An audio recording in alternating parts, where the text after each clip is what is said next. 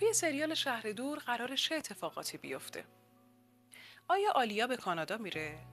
بعد از ازدواج شاهین و ناره چه اتفاقاتی قرار رخ بده؟ وقتی که اجمل از حقیقت با خبر بشه چه واکنشی داره؟ چه خطر بزرگی متوجه آلیا و جهانه؟ همه اینها رو با هم و به اضافه تاریخ شروع سریال رو قراره توی این ویدیو با هم دیگه راجبش صحبت بکنیم و بهشون اشاره داشته باشیم.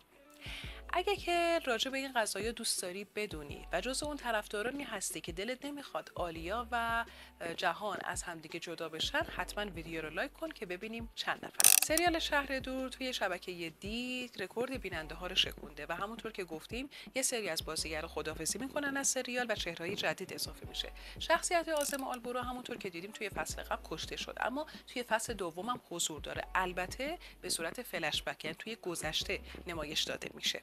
و در واقع این نقش رو بازیگر سردار تانریو قراره بازی بکنه و با توجه به اینکه بیمار هست نقش زیادی بهش داده نمیشه. اینو بگم که حضور عازم آلبورا باعث اتفاقات خیلی مهمی میشه. با اینکه توی فلش بک قراره حضور داشته باشه و توی گذشته نمایش داده میشه، اما قراره که رازهایی رو فاش بکنه و پرده از رازهایی برداره که تا به الان یه جورایی پنهان بودن و یه جورایی ابجکشن و سوال ایجاد کرده بودن و همین قضیه باعث میشه که جهان وارد یه دنیای دیگه بشه و ما شاهد مرگ‌های غیرمنتظره و اتفاقات پیچیده‌ای هستیم. توی سریال شاهد یه سری اتفاقات و جدایی ها هستیم که حالا خب بالاخره پیش میاد و از طرفی قرار ماین خدافزی بکنه و بعدش هم میر و احتمال خیلی زیاد کایا، البته قطعی نشده. نظرتون رو راجع به این جابجایی ها، این اتفاقاتی که میفته، این که حالا یه نفر دیگه میاد جایگزین میشه، چهره‌های جدید میان، خلاصه میخوام توی کامنت ها برام بنویسید که اصلا دوست دارید یا نه. به شخص خودم زمانی که یه سریال رو میبینم یه جورایی عادت میکنم به اون شخصیت ها و این جابجایی ها یه جورایی برام جذابیت نداره و تا بخوام بیام عادت بکنم یکم زمان میبره، مگر اینکه واقعا یه سری گزینه هایی بیان که خیلی شایسته هستن و از طرفی وقتی که میبینیمشون بگیم خب چقدر خوب، چقدر خوب که این اتفاق افتاد و یه سری جایگزین ها به وجود اومدن. توی سریال های ترکی اتفاقات زیاد میفته، برعکس سریال ها و فیلم های در واقع ایرانی که وجود داره، نه اینکه نداره، ولی خب یه جورایی کسانی هم که میخوان جابجا بشن و در واقع بیان جایگزین بشن، کارگردان و نویسنده و یا تیم سریال یا فیلم میان یه جورایی کسانی رو در نظر میگیرن که خیلی نزدیک باشه به شخصیت قبلی، ولی توی سریال های ترکی اینجوری نیست. نظر شما چیه؟ توی کامنت ها حتما برام بنویسید. اینو اضافه کنم که یه شخصیت جدید وارد داستان میشه که ارتباط مستقیمی با آلیا و جهان داره، اما با ورودش و ارتباطش با این دو شخصیت اتفاقای خیلی بدی میفته. در کنارش یه سری حالا در واقع اتفاقای خوشایند هم هست، ولی اون اتفاقات بدی یه جوره غالبه. بعد از ماجرای عاشقانه آلیا و جهان، اونا صاحب یه دختر میشن و بعد از اون که حالا ماین از در واقع سریالی جورایی خروج پیدا میکنه، دشمن جدیدی وارد میشه که باعث میشه که آلیا و جهان روزای سختی رو در واقع باهاش درگیر بشن و چالش‌های زیادی داشته باشن. سریال شهر دور توی فصل اولش خیلی خوب درخشید و از اون دست سریال هایی بود که رکورد شکن و بیننده ها به شدت نسبت بهش واکنش مثبت نشون دادن. الان همه دارن یه جورایی انتظار میکشن و بی‌صبرانه منتظر فصل دومش هستن که میدونم توی فصل دوم هم همین اتفاق و با شدت بیشتر نسبت به فصل اول میافته.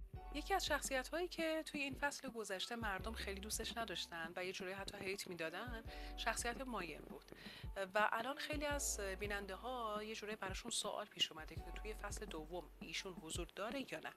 راجع به این قضیه باید بگم با توجه به خبرهایی که از پشت صحنه به دست ما رسیده، ایشون قراره کلا از سریال خداحافظی بکنه، اما توی فصل جدید چند قسمت اول هستش و بعدش هم برای همیشه خدا نگهدار. راجع به شخصیت ماین باید بهتون بگم که ماین بارداره و بعدش مشخص میشه که این بچه مال جهان نیست و بچه هم از بین میره و با از بین رفتن بچه یه جورایی کمرنگ میشه و جز اولین نفرهایی هست که از سریال خداحافظی میکنه. به غیر از ماین توی فصل جدید ما شاهد خداحافظی و رفتن یه سری از بازیگر دیگه هستیم که اکثرانشون تا دی ماه امسال قرارداد دارن و بعد از اینکه این قراردادشون تمام شد جایگزین اتفاق میفته و اونا از سریال میرن. آخرین شخصیتی که به سریال اضافه شده بود شخصیت ایپک بود که با کایا تصمیم میگیرن که ازدواج بکنن. اگر که رابطه بین کایا و ایپک مورد علاقه بیننده ها باشه، یه ماجرای تازه و عاشقانه و همچنین یه ماجرا راجع به زرین شکل میگیره و گفته شده که دمیر هم از سریال خداحافظی میکنه، البته با مرگ این شخصیت، و به این ترتیب هست که یه سری از بازیگران میرن و بازیگرای جدید جایگزین میشن.